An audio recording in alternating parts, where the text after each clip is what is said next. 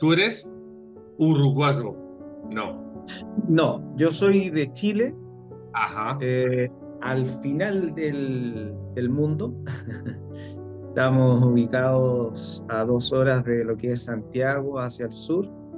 Y Ok. en este momento específicamente yo estoy en Argentina, estoy en mi doctorado, estoy estudiando. De hecho, ahora Ah, estoy en estás. un proceso de break, de almuerzo, y luego tengo que volver a clases. Ok, o sea que estás estudiando en Argentina. Sí, específicamente ahora estoy en Buenos Aires. Pero, o sea que te quedas todo el año en Buenos Aires.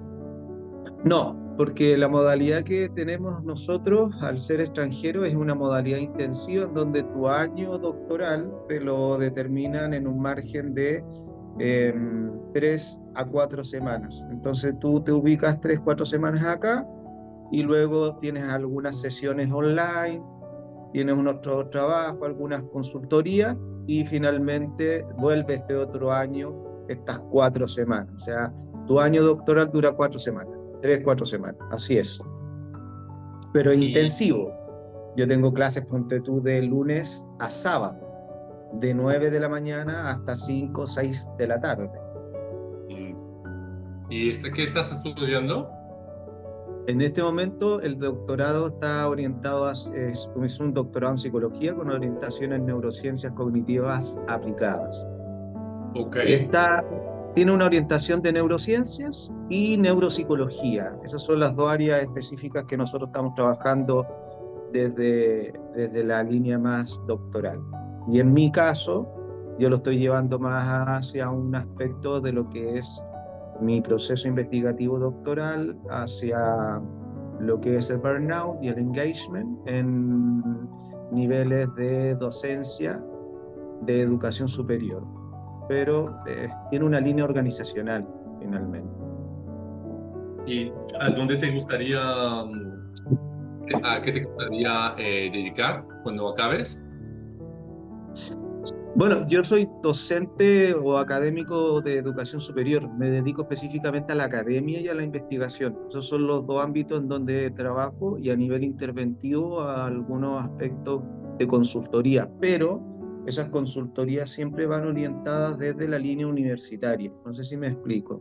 Entonces, en el pregrado, nosotros ya tenemos una instancia en donde salimos a terreno, vamos a trabajar con organizaciones y ahí aplicamos diversas técnicas de nivel organizacional en donde intervenimos y generamos algún nivel de sistema de informe ejecutivo para tratar de proponer ciertas mejoras dentro del ámbito de la cual nosotros podemos intervenir, desde estructura organizacional, desde lo que puede ser la selección de personal, el clima, bienestar, ¿ya? Vale, o Entonces, sea que vais a distintos tocar ámbitos. el sector privado empresarial, entonces. Sí, trabajamos en ambos, trabajamos a nivel público y privado, dependiendo de la universidad. Yo trabajo en la Universidad Católica del Maule, eh, dependiendo qué tipo de convenios tengan ellos con distintas universidades en las cuales se puedan trabajar. Ok, ok. ¿Cuánto tiempo llevas ya estudiando? Acá el doctorado, Sí, bueno, en general. bueno, yo egresé a nivel de, bueno, yo soy psicólogo de profesión de pregrado, egresé en el 2007. Luego de eso estudié un magíster, acá en América nosotros le llamamos magíster, eh, de psicología social en la Diego Portales. Luego estudié un máster en dirección y orientación de recursos humanos, que se lo hice en la UOC, ya, en la Universidad Oberta de Cataluña. Y ahora Sí, actualmente, bueno, el en doctorado. Francia. Sí, Ok. sí, sí, sí.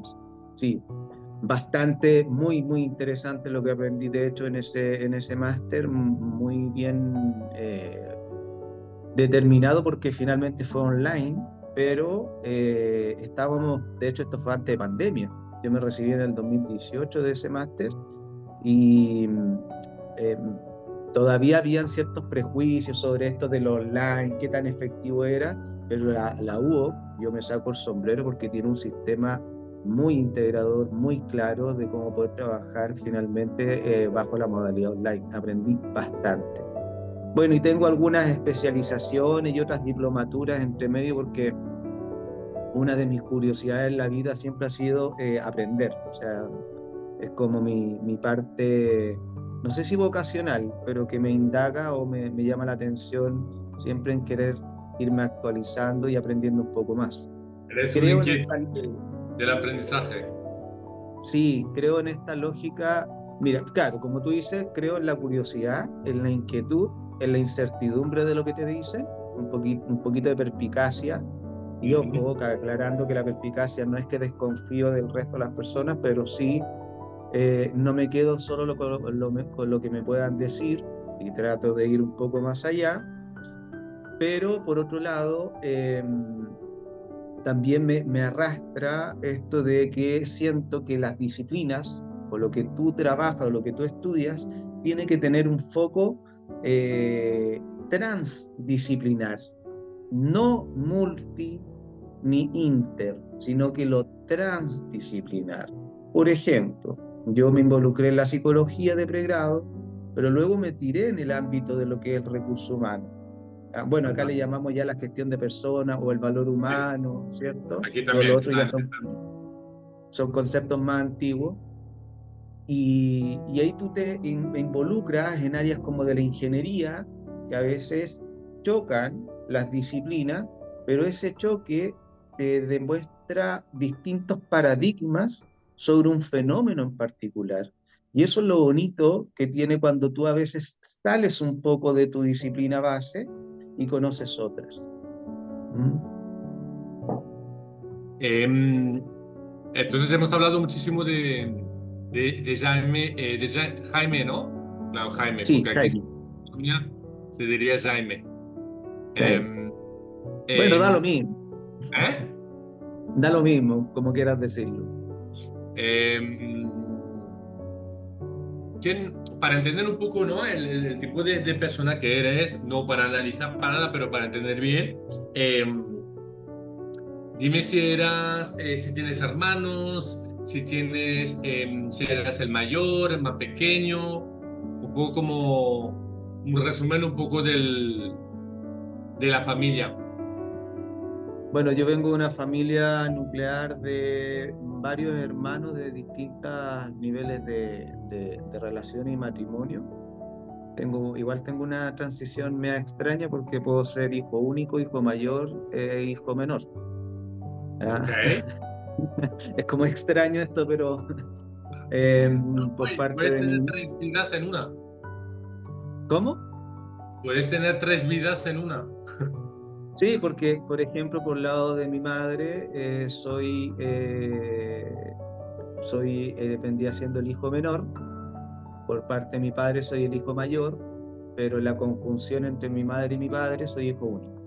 Cada uno también tuvieron sus distintas Ah, relaciones posteriores, entonces, o anteriores, y eso ok. generó. Pero yo me crié finalmente con mis hermanos por parte de mi madre, en donde ahí somos dos mayores que con ellos nos llevamos 6 años de diferencia. Ok. ¿Tú crees que el hecho de querer entender el cerebro, querer aprender y tener esta inquietud de aprender viene de algo de la infancia? O sea, algo que te haya pasado, que hayas sentido, o a veces no es un viaje y caes encima del tema y te gusta, ¿no? O pasó algo que te quiso hacer aprender, indagar en el tema. Primero, cuando yo, bueno, no yendo tanto a la infancia, yendo más a la adolescencia o la edad juvenil, ya estudiar psicología vino desde un ámbito que no tuve muchas nociones claras por qué quise, soy súper sincero. Simplemente me surgió la inquietud de conocer esto que está acá arriba, que es tan complejo a veces y que es tan infinito poder comprender. Haber vivido ciertas circunstancias, llamémosle traumáticas, significativas, episódicas, tan específicas en mi infancia, no las tuve, pero sí siempre he sido bastante curioso sobre, creo, sobre el componente más complejo valga la redundancia, de comprender y qué es el ser humano. Siento que el ser Ok. humano en su particularidad, en su esencia diversa, somos tan distintos, pero tan igual estructuralmente, si lo llamamos desde lo cerebral, la estructura cerebral es igual, de hecho, entre hombre y mujer, hay pequeñas diferencias dependiendo de dónde lo leas, pero en general hay una estructura muy, muy particular, pero estas sustancias, estos bioquímicos que tenemos, tanto neurotransmisores como hormonas, y todo lo que es la crianza desde lo valórico, desde el cómo finalmente se te dieron las oportunidades de tu entorno, a nivel micro y a nivel macro, generan ciertos niveles de personalidad. Y eso yo lo encuentro que es fascinante, porque si tú te das cuenta, hoy en día mismo, todo lo que son las redes sociales, lo que más se habla es sobre la persona, es sobre quiénes somos, qué queremos, qué buscamos, hacia dónde vamos. Y eso ¿Dónde aspiramos? claro, te va generando una inquietud sobre querer saber más sobre aquello. Y yo creo que no vamos a terminar nunca de tener un parámetro o una categorización o una psicologización de lo que ha sido el ser humano. Creo que Ok, eso es lo que más me ha llamado la atención. entonces si para ti la función de aprender del humano es lo que te ha creado una gran, como una búsqueda, ¿no? Grande, ¿Sí? ¿por qué hoy has querido más bien hablar de el liderazgo influyente que el aprendizaje? A ver, el liderazgo es un concepto, yo le llamo, y a lo mejor no sé si me va a explicar, yo encuentro que es un concepto que es bastante manoseado. Es como hablar de Además, motivación, manoseado, muy tocado, se habla ya, mucho, manipulado, sí. sí, manipulado, ¿cierto? Pero que a veces no se tiene tan claro. Es como hablar de motivación, empatía, liderazgo, y que son conceptos que siento que son bastante más profundos. Eh, en mi ámbito, que trabajo sobre la docencia, tanto ejerciéndola como preparando a docentes y académicos, el liderazgo a nivel organizacional, llamémoslo de una empresa, que acá también a nosotros nos gusta llamar ya organización, no empresa, yo siento una organización tiene otro impacto y que no es solo el bien económico, sino que tiene una trascendencia a nivel social. Eh, a nivel educativo, cuando tú preparas a los docentes, estás bajo el mismo marco del tipo de liderazgo, o sea, es extrapolable cuando hablamos a nivel organizacional, a nivel educativo y hasta a nivel familiar, porque finalmente si tú ves, cuando se habla de liderazgo, los roles, las funcionalidades también se pueden llevar al ámbito familiar. Sí. Entonces, siento que hoy hay un proceso transversal sobre lo que es la disciplina, perdón, sobre lo que es la conceptualización o el constructo que se ha hecho del liderazgo. Y ahí yo creo que hay que tomar ciertas referencias, ciertos referentes. Tenemos lo que es transaccional, lo que es transformacional, lo que es situacional o teorías clásicas de lo que es liderazgo como componentes teóricos. A mí me cobra mucho sentido lo que es liderazgo situacional, ¿ya? Lo que planteaba Jerzy Gracham en el 69, cuando hablaba que el líder, y que eso para mí cobra mucho sentido, el líder, más que todo lo que se habla, es un componente primero que es adaptativo y que, como dice la teoría, se sitúa en base al nivel de madurez que van ofreciendo y teniendo en cuenta sus colaboradores. Entonces, el líder dentro del componente de lo situacional parte por, bueno, teóricamente en 4 niveles de transición, desde el dirigir, el persuadir, el participar y el delegar, que es donde este líder tiene que tener esa capacidad de flexibilidad, de adaptabilidad, para situarse en base a cuál es la necesidad o en qué ámbito se encuentra su equipo, tanto individual como grupal, para poder cubrir ciertas necesidades y entrenar, o sea, hacer esta suerte de coach hacia cada uno de sus colaboradores hacia un fin y un objetivo en específico. Y creo que esa teoría, que yo estoy explicándolo muy básico, muy en simple, creo que abarca bastante lo que hoy en día se necesita.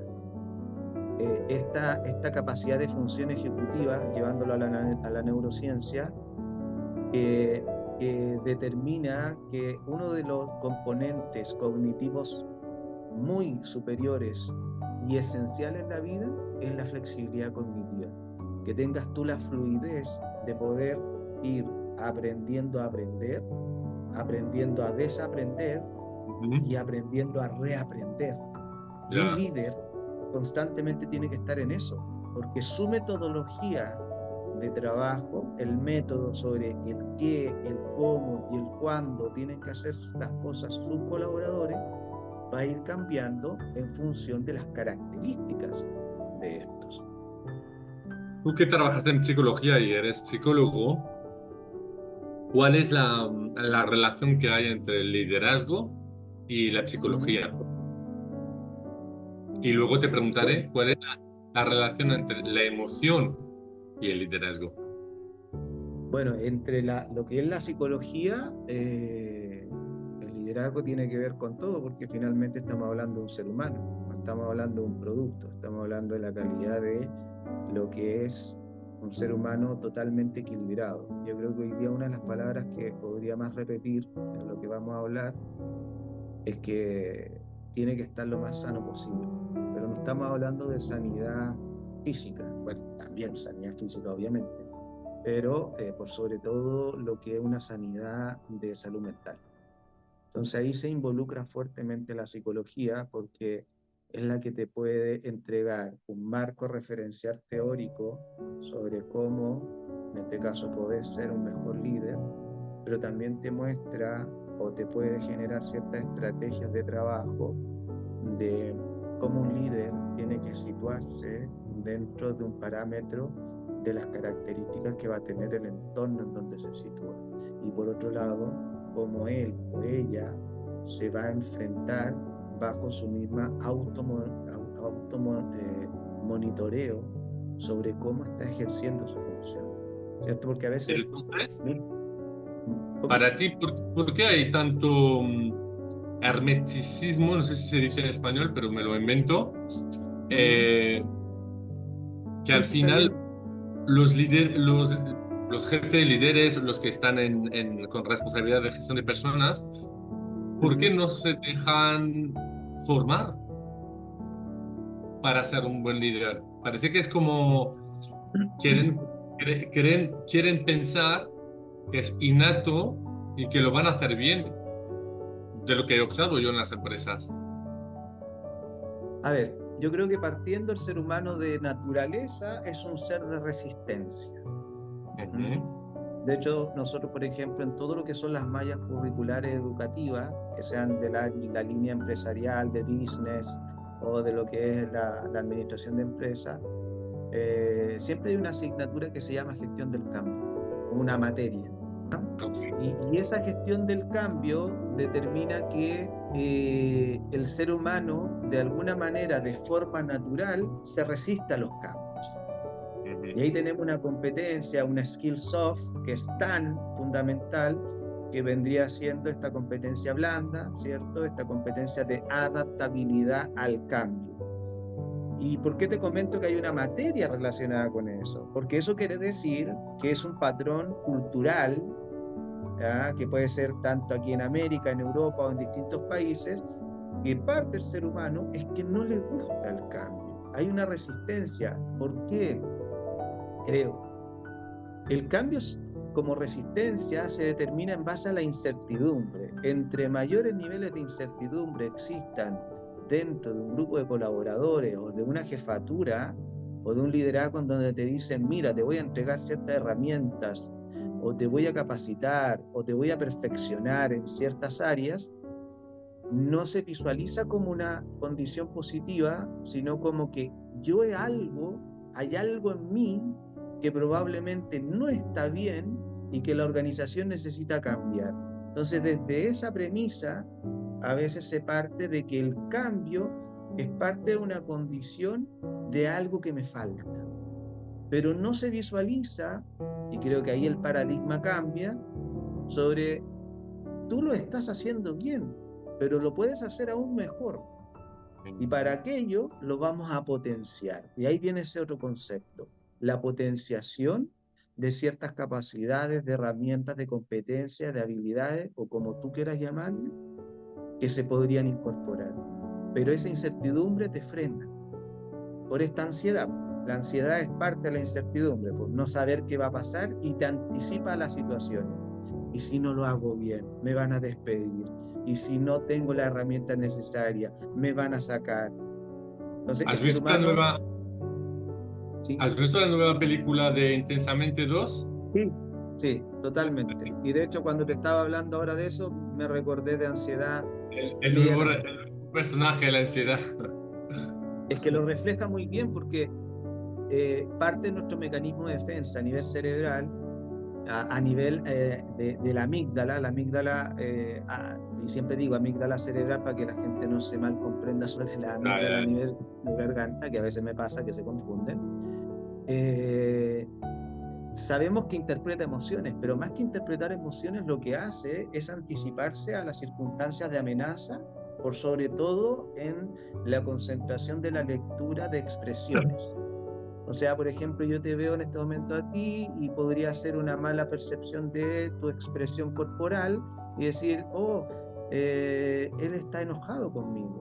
Entonces mi amígdala, pum, pum, pum, pum, pum, pum, pum, se activa, aumentamos cortisol y mi cuerpo se presenta bajo un mecanismo de defensa de amenaza. O sea, él o ella algo me quiere hacer. ¿Ya? Entonces, bajo ese parámetro, cuesta que esta persona si quisiera incorporar hacia una nueva perspectiva o hacia una nueva visión. Entonces la ansiedad lo que hace es anticiparse a sucesos, pero el cerebro se trata de anticipar más a sucesos que son aversivos, o sea, negativos, porque siempre busca la sobrevivencia. ¿Mm? Es difícil que una persona, no sé, tú tienes un examen, una prueba mañana, el primer pensamiento que se te viene no es necesariamente que te va a ir bien, es ya. qué podría pasar o suceder del por qué me va a ir mal. Y eso es parte de nuestro mecanismo para poder sobrevivir ante las adversidades que se presentan en nuestra vida. Imagínate que nosotros absorbemos más, yo siempre lo explico así, las emociones, llamémosle agradables, positivas, Ajá. la absorbemos de manera como el teflón, como que se resbala, cuesta que se impregne. Pero todo lo que es más negativo, porque hay más emociones negativas o desagradables, se quedan como el velcro, ¿ya? Como que se impregnan. Y es mucho más fácil para nosotros recordar sucesos que han sido desagradables por sobre positivos o agradables, precisamente ¿por qué? Por la conservación, el preservar mi persona ante la amenaza externa. Entonces, para redondear, esa resistencia del cambio es parte de un componente natural. ¿Cómo superamos eso? Haciendo que la organización sea lo más clara posible, con objetivos claros, con tiempos claros, ¿ah? Dando a conocer la claridad de la certeza de las razones y las circunstancias de por qué estamos haciendo estos cambios y siempre partiendo desde la premisa de lo positivo, no desde lo negativo. ¿Mm? Ahora has hablado estamos hablando de liderazgo, acabas de decir la palabra empresa. ¿Cuál sería la interrelación si tengo un triángulo, ¿vale? ¿Mm? Arriba tengo el liderazgo, en la base tengo la empresa y en la otra base tengo la emoción. ¿Cuál es la relación entre estos componentes? Bueno, podrían ser varios, podrían ser a nivel organizacional, grupal e individual. Si lo vemos a nivel de, de liderazgo de la persona, claramente esta tiene que estar en un componente de equilibrio. Por ejemplo, cuando nosotros hablamos de liderazgo situacional, en el segundo nivel, que es el persuadir, es cuando el líder tiene un alto nivel de tarea, con un alto nivel de apoyo, es una persona que trabaja 24/7 y que conoce cada uno de los intereses de sus colaboradores. Por lo tanto, es una persona que tiene que estar entrenada emocionalmente, más allá de la inteligencia emocional, o sea, tiene que tener un nivel de autoconocimiento del control de sus emociones, de la regulación de estas emociones, ¿ya? Saber cuáles son sus planteamientos de automotivación, el nivel de empatía que va a tener y la habilidad social que puede presentar desde la negociación, desde el manejo de conflictos, ¿cierto? Por lo tanto, ese líder ya tiene que tener un nivel de equilibrio salud mental.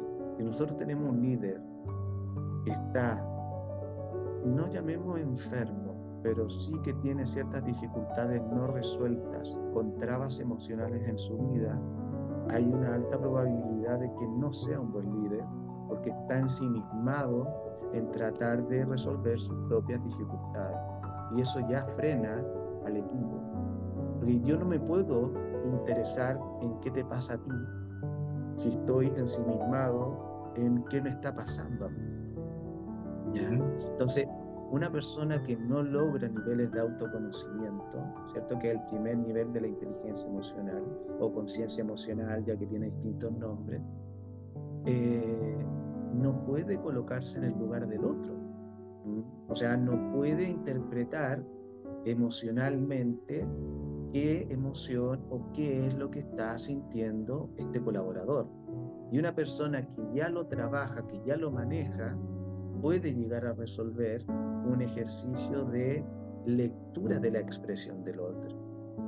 O sea, yo puedo llegar a mi trabajo, asumiendo que yo fuese un líder, y veo a mi colaborador y ya veo que viene con una cara distinta.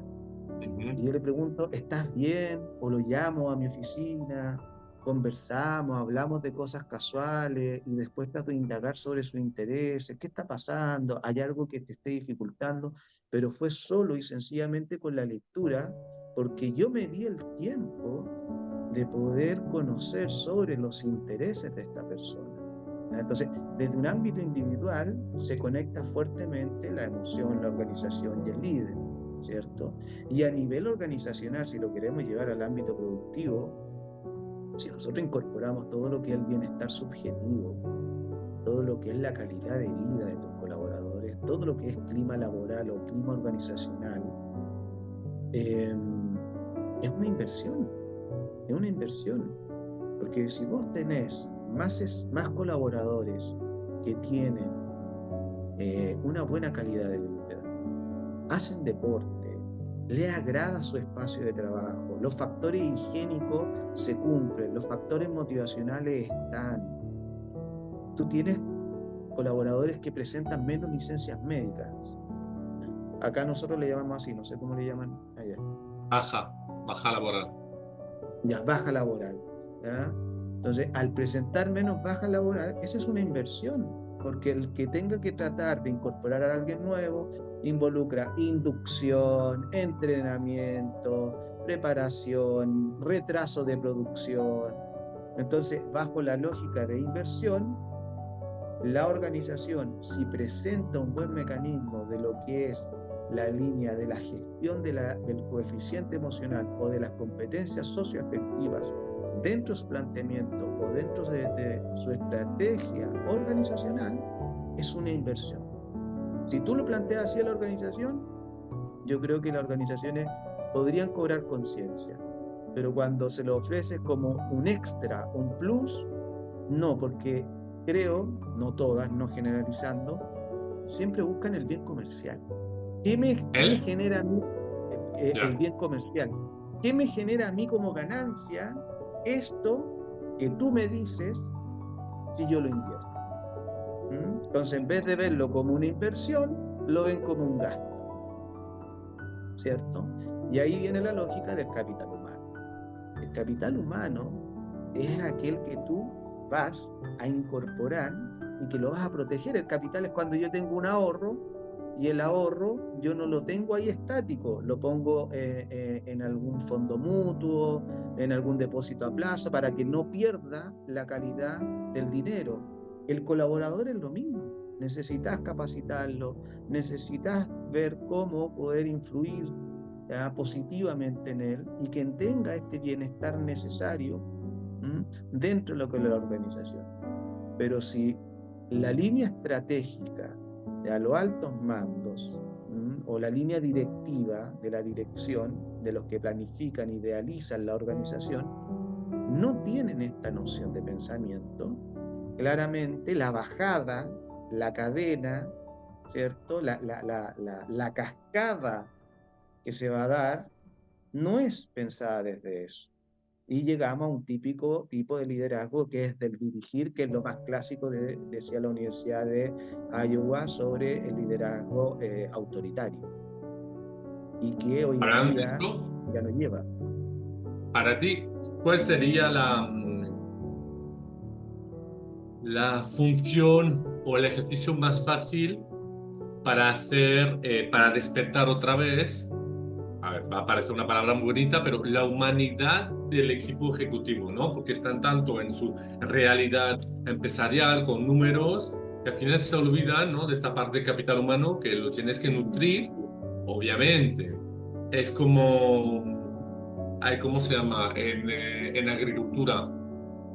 Tú pones semillas, eh, pero puedes poner 100.000 semillas, pero no vas a recoger 100.000. Entonces, ¿cómo se llama? La agricultura, tú, ay, no me acuerdo. Cosechas, abonas y siembras. Exacto, bueno, sí, o sea, pero no estás seguro de lo que vas a recoger. Tú estás ahí, obviamente vas a recoger y algo muy bueno, pero la ley de doy esto y recupero esto con los humanos es que no es una fórmula matemática. Entonces, ¿cómo para ti sería la clave para de repente hacerles entender que cuando hablamos de capital humano, de personal, tenemos que pensar de otra manera?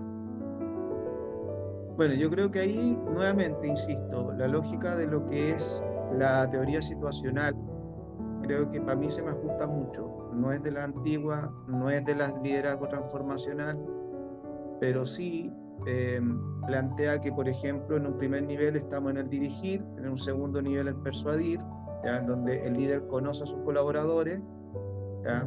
En un tercer nivel participar, en donde finalmente les da más niveles de libertades, y por último la delegación, y ya los deja hacer. Lo explico de esa manera, ¿por qué? Porque igual que una curvatura.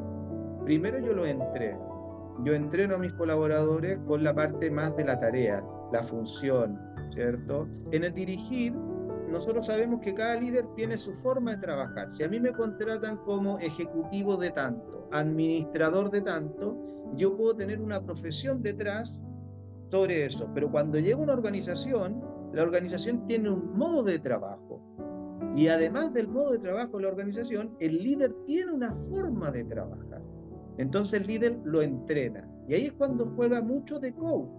O sea, entrena y les dice cómo quiero que trabajen, de qué manera, en qué tiempos. O sea, le enseña el método.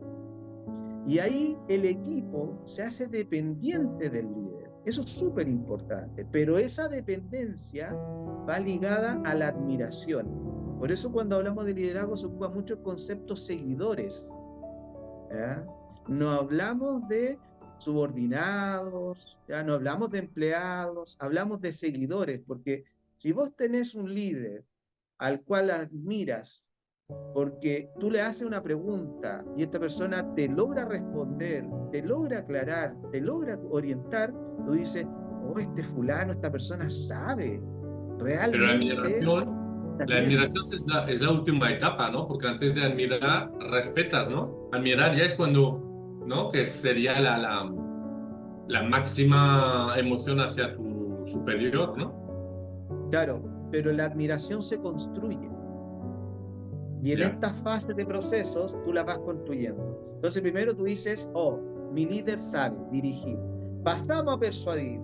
El equipo está en un nivel de turbulencia, del storming que le llaman, en este caso Bruce Tuckman, sobre los ciclos de equipo, en donde ellos no saben muy bien hacia dónde tienen que ir, y ahí el líder lo que hace es conocer los intereses personales de cada uno. En vez de tener reuniones informativas, grupales, empiezo a tener reuniones individuales, en donde hablamos, conocemos, tú tienes familia, así como tú me preguntaste ahora, Cuéntame tu familia, cuéntame tu hermano, cuéntame de tus hijos, cuéntame. Y el líder se interesa sobre los intereses de aquel. Y ahí ya incorpora un entorno o una condición emocional que ya saca un poco la barrera, ¿cierto? Esta barrera de, oh, jefe, yo por acá abajo, y trata de llegar a una horizontalidad que nunca va a ser horizontal, eso lo sabemos y es que está claro, pero no se aleja tanto, sino que se acerca y ahí incorpora un sector emocional. ¿Ah? Porque a veces la gente o los liderazgos creen que entre más duros, más estrictos sean, mayor nivel de admiración van a tener. Y fíjate que cada vez que uno ve que el otro es más humano, más lo asemeja a uno, por lo tanto más lo valora. O sea, este también se equivoca, este también es humano, este también es accesible a, ¿cierto? También hay la razón de querer posicionar como, bueno, querer ganar admiración, pero también creo que muchos lo hacen porque sabemos tener empatía, escucha activa, adaptabilidad hacia cada persona, cansa, pero cansa porque Sí, estás dando de ti. Entonces, también yo creo que muchos, ser un líder no es fácil. O sea, te requiere un entrenamiento emocional para poder entregar a los demás y estar con los demás sin que te, sin que te agobie o que te agote emocionalmente también. es que claramente yo creo que un buen líder es un líder que primero se constituye como tal, se desarrolla, se entrena y sigue estudiando. Y el seguir estudiando no es estudiar por estudiar, se perfecciona desde la composición de incorporar nuevas herramientas. O sea, un buen líder no va a seguir estudiando algo, no sé, de la ingeniería, se va a meter en aspectos de liderazgo de alto rendimiento, por ejemplo, y va a tener solo una materia que te va a hablar de habilidades sociales para trabajar con tus colaboradores. Entonces, aquel que se perfecciona, que se ilustra, que va incorporando nuevas herramientas, claramente la balanza entre recursos personales versus estresores ambientales también se va equiparando. Esto suena súper cliché, pero entre más yo conozco de mí, tengo un mayor nivel de recurso ante la adversidad del estresor ambiental. Entre mayor nivel de resiliencia, de conciencia, de empatía, ¿cierto? De reserva cognitiva, de tener una buena calidad de vida, ¿cierto? Una dieta equilibrada, hacer deporte, Vida dormir social. bien, sociabilizar, ¿cierto? Y por sobre todo, estudiar, te garantiza que ese conocimiento de ti tenga mejores formas de enfrentar todos los estresores que tenemos en la vida. O sea, piensa cuántos estresores estamos nosotros viviendo constantemente en nuestros entornos. Vale, nos quedan 5 minutitos. Ya casi respondiste a la pregunta, pero sí tendríamos que crear la receta del buen líder. ¿Cuáles serían los ingredientes, los componentes que hay que trabajar? Que no hace falta nacer sabiéndolo, pero eso sí, hay que tener ganas de desarrollar estos ingredientes para poder, en un líder, obviamente, nunca nos podemos llamar líder, un buen líder, porque al final, al momento que tú te autovalidas, ya estás ya pasado, ¿no? De tiempo, o sea, siempre estar en, en el proceso de aprender. Pero ¿cuáles serían los ingredientes súper importantes? Yo no sé mucho de recetas, pero creo que sí hay ciertos elementos que son fundamentales. A ver, primero, un líder tiene que tener la capacidad de influencia. ¿Mm? Influencia. Sí, tiene que tener herramientas de poder influenciar en el otro. El influenciar en el otro puede ser a través del carisma, como puede ser a través de la intelectualización. O sea, si no eres carismático, eres alguien que sabe mucho. Entonces tienes que influir. Creo que es uno de los primeros elementos. ¿Ya? Pero no influir en base al poder correctivo, al poder autoritario, al poder de la agresividad, del que habla más fuerte, finalmente el que habla más. Eso es como un primer componente. Algo que tú mencionabas hace poco, la comunicación. Tener capacidad de comunicar de la forma más asertiva, de la forma más transparente posible. Creo que es otro aspecto. Por otro lado, sin lugar a dudas, tener objetivos claros. Un líder tiene que tener una función ejecutiva que es clave, que es la capacidad de poder planificar qué es lo que quiere lograr con su equipo. Porque si el líder no sabe hacia dónde quiere llegar, no puede estarle diciendo al equipo hacia dónde vamos a llegar. Entonces, los objetivos tienen que estar claros. Pero desde ahí me paso ya a otro ámbito que es más humano. Y ahí me gusta mucho lo que ¿Ves? plantea algo más humano, a la humanización. Me voy a ese plano. Y ahí viene, creo que Carl Rogers, un humanista, un psicólogo, que es terapeuta, que no está ligado a las organizaciones, pero que creo que es súper extrapolable a todo esto. ¿Qué nos falta? Y que podría faltar un líder es que tiene que ser congruente. Congruente. ¿Ya? Sí, tiene que tener la congruencia. ¿A qué me refiero con la congruencia? Eh, por ejemplo, si yo digo que todos tienen que llegar a una hora al lugar de trabajo, el líder también llega a esa hora, ¿cierto? Entonces es un ejemplo del factor espiral de que el otro ve como modelaje que este es congruente con su discurso. Porque cuando la incongruencia se da discursivamente es súper complejo. Lo otro, También aquí es un tema difícil porque hay muchos que son incongruentes, dicen una cosa y hacen otra, pero también a veces como superior decimos una cosa, estamos en un mundo empresarial que cambia y cada vez peor, que cambia mucho más, y hoy te digo blanco, hacemos blanco y mañana ya, con una nueva reunión, ya tenemos que hacer gris. Entonces, no me da sí, tiempo de volver al final, porque hay tantos campeones, no me da tiempo de actualizar la información, ¿no? Que al final se ve como el que nos dice la información es incongruente, pero a veces no lo es. Es solo el gestor de todos los recursos que tiene y que a veces van cambiando para un lado y para otro. sí, ahí tendríamos que tener canales de comunicación expeditos, buenos Ujú. canales comunicacionales, porque recordemos que la organización, el gran factor de riesgo es la comunicación. Cuando no se Mm. baja bien la comunicación, siempre genera dificultades.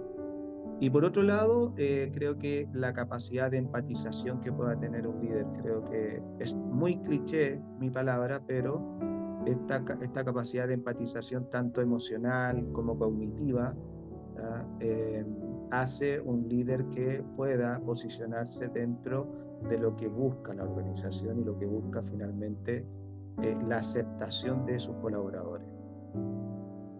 Obviamente estamos hablando de liderazgo para una persona que tiene responsabilidad de gestión de personas, pero también un líder, antes de tener una posición, un puesto de trabajo, de responsabilidad de gestión de personas, pues ser un empleado de primera línea que no tiene que gestionar ninguna otro compañero o persona, pero tiene este poder de influencia, tiene empatía, que a lo mejor será un superior y va a crecer, ¿no?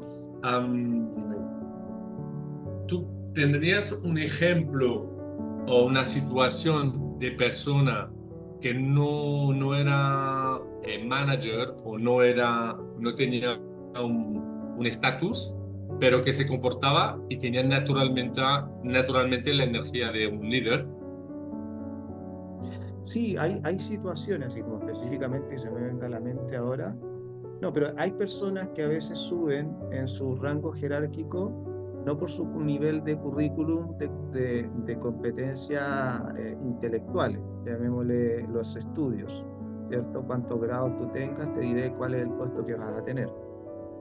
Pero Ujú. sí crecen por los años, por la integración y el compromiso que van teniendo organizacionalmente, y que finalmente a veces no tienen todas estas habilidades técnicas, más de la línea de la estructura o de la columna vertebral de tu profesión, pero tienen todas estas otras competencias que son más bien blandas, o las skills soft, que promueven que esta persona pueda desarrollar mucho más fácil lo técnico, aprenderlo, pero aprender lo que es más blando, aprender a ser empático, aprender a trabajar en equipo, a tener iniciativa, a resolver problemas y muchas, muchas, muchas otras más. Si no lo aprendiste en tu infancia, no lo aprendiste en la primaria, no lo aprendiste en la secundaria, no lo aprendiste en la universidad, es bastante complejo poder aprenderlo después ya en el ámbito adulto, ya a nivel de alguna jefatura. Se puede, siempre hay ventanas de oportunidades, pero la Sí, transición la va a ser muy plasticidad lenta. cerebral, ¿no? Sí, la plasticidad cerebral sí, pero de alguna manera nuestra inteligencia se va cristalizando desde los 25 años en adelante. Nosotros ya perdemos componente neuronal de manera natural y nuestros nódulos cerebrales de lo que es la composición de la información se va cristalizando, o sea, se va solidificando. En cambio, antes nosotros somos mucho más fluidos en incorporar y adaptar cosas. ¿Se puede? Se puede. ¿Va a costar más? Va a costar más, pero siempre se puede, a lo largo de la vida. Y que también es una parte de la reserva cognitiva. O sea, si no queremos tener deterioro cognitivo a muy temprana edad, lo que hablábamos de antes, hace ejercicio, tiene una buena Come dieta, duerme vida lo social. adecuado, sé sociable y estudia. Y Estudia. estudia. Estudiar. Estudiar, Sí. actualizarte, y no tiene que ver solo en el ámbito de lo que estás trabajando, puede ser en cualquier otra cosa. Esto tiene que estar activo. Fíjate que nuestro cerebro tiene un infinito de posibilidades de aprendizaje, no tiene un límite, ¿cierto? No es un músculo, eso está claro, ya, porque otros de repente dicen que es un músculo, no es un músculo, pero puede llegar a tener un nivel de absorción de información tan significativa que nosotros lo podemos ir entrenando, entrenando, entrenando, y entre más entrenamiento tengamos, mayor nivel de adaptabilidad y mayor nivel de sabiduría vas a tener. Fíjate que una persona que tiene, entre más conocimientos tú vas teniendo, vas sintiendo que menos sabes, que más Ahí, posibilidades de cosas. claro, pero está el síndrome este que se llama Kruging-Duna. ¿Ya? ¿Tú conoces este síndrome? Sí, sí, sí, sí, sí. Algo he escuchado de aquel. Que se han dado cuenta que los investigadores que saben mucho del tema, pero como están siempre mirando su vaso medio vacío, que les falta por aprender, tienen una autoestima de sus capacidades mucho menor a una persona que no sabe casi nada del tema. Porque Claro, estas que no saben nada no están mirando que les falta capacidades o competencias, sino que se ven como completos. Entonces, hay como esta discrepancia que los que más saben muy a menudo piensan que saben menos, que los que saben menos piensan que saben más. claro. Es que es la burbuja. Si tú estás en una burbuja, por ejemplo, tenés un pez en una pecera. El mundo de ese pez es esa pecera. Y uno puede decir, Ujú. pobrecito, mira ese pez, lo único que tiene es ese espacio. Y uno podría decir, oye, tú con lo que haces con tu vida también estás en una pecera. Porque como no lees, no estudias, no ves otras cosas, tu límite de conocimiento también se ve limitado. Y Y estás contento, a lo mejor, con tu claro, pecera. y te vuelves rígido en la forma de pensar, como por ejemplo ser fanático, tener una ideología. Yo, por ejemplo, no soy muy partidario de las ideologías, no me gustan, porque siento que te encierran y te encasillan en una forma de pensar más dogmática y te inhabilita hacia la apertura de una nueva forma de pensar. Y sabemos que los fenómenos tienen diversas multimodalidades de entrada.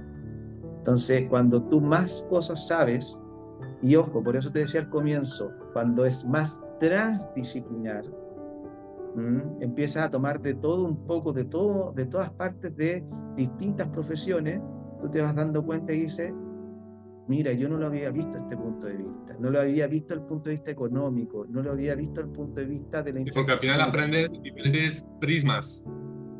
Ves Tal- el cubo, ¿no? Es como si fuese de un montón de formas y al final vas cambiando de perspectiva. Exactamente, exactamente. Para acabar, última pregunta. Para ti, bueno, estás en un ámbito más sanitario y más psicólogo, pero como estáis tocando también el sector privado y institucional, ¿qué estás viendo en la organización que falla o que no permite que las personas sean buenas líderes? ¿Qué falta? Mira, de hecho tocaste un punto que es tan importante porque, por ejemplo, yo estoy con mi proyecto de tesis doctoral y mi proyecto de tesis doctoral se fluctúa entre lo que es el burnout, el engagement en el ámbito laboral, pero de docentes, y cómo esto se involucra en las funciones ejecutivas de aquello. Por ahí va mi línea investigativa. Creo que hay un fenómeno que que mencionaba, que es el síndrome de burnout, que cada día en más organizaciones está. O sea, el componente de ansiedad, de salud mental sobre la ansiedad, cada día se está enfrentando con mayores niveles de competitividad. Vivimos en un escenario en donde la competencia, y ya no como competencia como lo hemos hablado ahora, la competencia sino a el nivel de trabajo que tienes que realizar, llamémosle al número de horas que tienes que trabajar. Por ejemplo, en Chile, nosotros a nivel americano, somos el tercer país con más horas laborales. ¿Ya? ¿Del mundo? Ahora, sí, no, América, de América. Y a Ah, nivel vale. mundial éramos como el quinto o sexto según la OCDE, ¿ya? Wow. Pero tercero a nivel mundial. Ahora ya bajamos, tenemos una política de 40 horas que se está implementando, pero son 5 años esa transición. Pero trabajábamos mucho, pero éramos de los países que menos producíamos. O sea, hay una incongruencia entre trabajar mucho y finalmente no producir tanto. Entonces, esa composición de lo que es horas laborales y el nivel de carga laboral ha generado muchos factores de ansiedad, que esa ansiedad ha llevado al estrés y el estrés te lleva a una depresión. O sea, del estrés a la ansiedad, perdón, del estrés a la depresión y de la depresión al estrés. O sea, 2/3 de las licencias médicas en nuestro país son debido a salud mental. Entonces, ¿qué es lo que, y ahí hago la síntesis y cierro con esto? ¿Cuál es el problema que estamos teniendo? Que no nos estamos focalizando en el intangible más importante de la organización, el colaborador.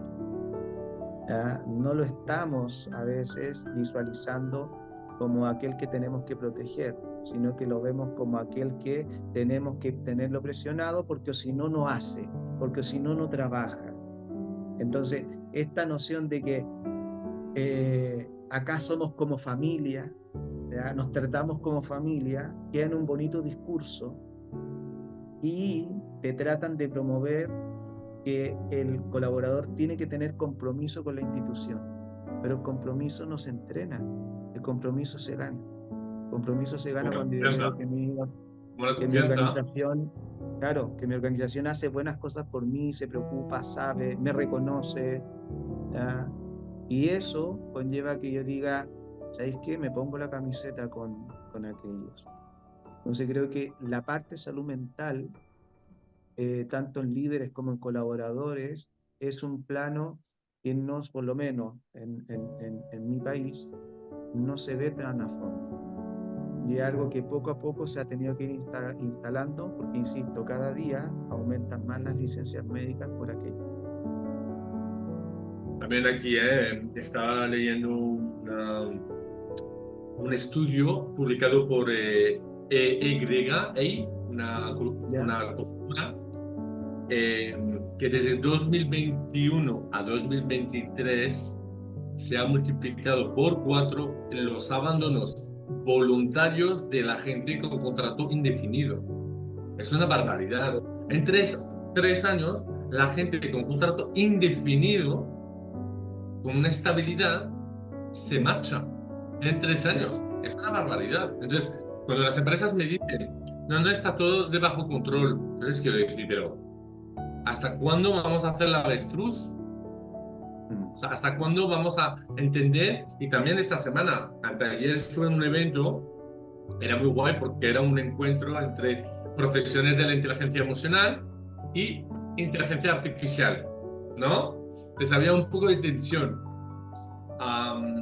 Pero bueno, los que hicieron la mesa redonda eran obviamente emprendedor de tecnología y, y uno que no hablaba bien español, como no hablaba bien español, no podía embellecer mucho lo que decía. Ya, Por lo claro. tanto, dijo, la tecnología permitirá ahorrar gastos, despedir a gente, tener menos empleados. ¿Sabes? Entonces, él, como no podía embellecer, dijo directamente la verdad. Claro. Entonces era como un plan. Entonces, luego los otros que estaban diciendo, entonces hubo una chica que preguntó, ya, pero claro, yo estoy trabajando con menos gente porque ahora GPT me permite hacer todo. Entonces, y dábamos la vuelta y no querían aceptar y responsabilizarse que las empresas solo están buscando quitar el empleado porque lo ve como un gasto y lo ve como un recurso problemático. Ese se llama Entonces, la optimización. sí, pero está muy bien, ¿no? Y les digo, yo soy para que implementemos la tecnología, pero ¿hasta qué punto? ¿Hasta qué punto? O sea, estamos, la sociedad, las empresas hacen parte de un sistema y no podemos decir que la empresa es muy buena si está impactando negativamente el sistema en el que está, el sistema Sí. societal, el sistema humano, ¿no? Eh, pero yo creo que hay un paradigma que no sé si llegará. Hay empresas que ya están empezando a cambiar su manera de ver el humano, más bien como una inversión, un activo, que con, uff, hay que quitarlo en cuanto más antes, porque es problemático y porque es un gasto, ¿no? Y siempre comparando con la máquina. La máquina puede trabajar 24 horas y no se queja, ¿no? Entonces siempre estas comparaciones y es como, pero si vamos ahí, si seguimos en esta comparación, que no vamos a llegar a ningún lado. Exactamente.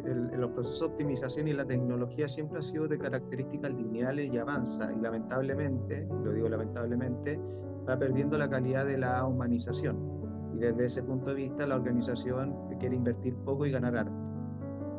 Y si la máquina te da esa optimización, se empieza a privatizar la lógica de sacar al colaborador y traer finalmente lo que es la inteligencia artificial. Yo creo que una organización cuando habla de sí mismo es como decir, no sé cómo le dirán ustedes, pero nosotros le llamamos rotación al número de colaboradores que van saliendo, ya, o que van, se van desvinculando o que renuncian, ¿ya? Como lo mismo que tú me estabas hablando ahora de estos que tenían contrato indefinido y que se iban, ¿cierto? A los 3 años. Entonces, yo me preguntaría, dime cuánto es el porcentaje de rotación que tienes y te diré qué tipo de organización eres. Creo que ese Exacto. es un dato muy interesante para ver si Mm. conservas a tus colaboradores. Entonces, si tu índice de rotación es bajo, quiere decir que tu política o tu protocolo de bienestar del área de recursos humanos, del área de gestión de personas, tiene finalmente una estrategia que es validada y que realmente está generando buenos efectos. Pero si tu rotación es alta, creo que la política hacia el colaborador, hacia tu gente, no está implementada o es muy débil.